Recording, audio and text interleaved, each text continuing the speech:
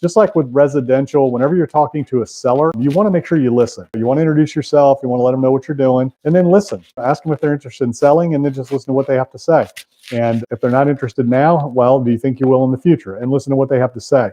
So find their motivation, look to serve them, look to be interested in them, and let them do the talking. Once you tell them what you do, they're investors.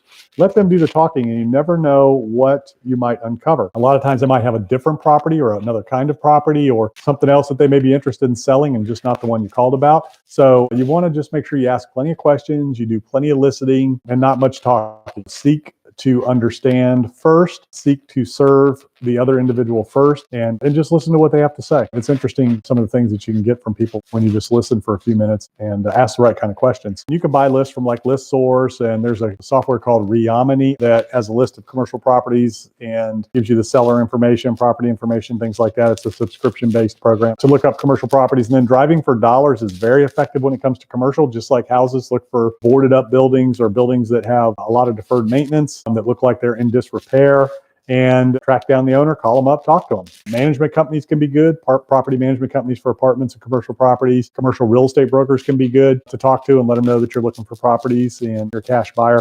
But you got to be ready. They're not going to engage with you if you're trying to wholesale and you can't actually close. So most commercial brokers, most property management companies, title companies, attorneys, they're not going to engage with you if they know that you can't close. So you might be able to talk to some sellers and try to do some wholesaling on the commercial side. But sellers are the same way. If you're not serious, they're going to be able to figure you out pretty quick. So you got to make sure you know what you're doing, that you're educated, you understand the asset class that you're interested in. And if you're new and you're just beginning, then be honest. If you get a seller, tell them, hey, I'm new to this. I'm trying to get my foot in the game, and I'm really looking for somebody who will help me out, come alongside of me, maybe finance you. Commercial property owners will work with you. They will finance you. People like to help people in a lot of cases. And then occasionally you're going to get one or two that won't, and they'll be a little cranky and they don't want to help you. So it's a lot like residential. It's all about serving people. It's all about understanding people, helping people, finding out what their motivation is, and just doing a lot of listening, right? And then being honest and asking for help. And if you're new, hey, I need help. I'm new. I'm looking for somebody to come alongside and help me. So that is how you find off-market commercial properties. You can find them through, number one, driving for dollars. Number two, lists and mailing. And again, my favorite is to just call people up directly.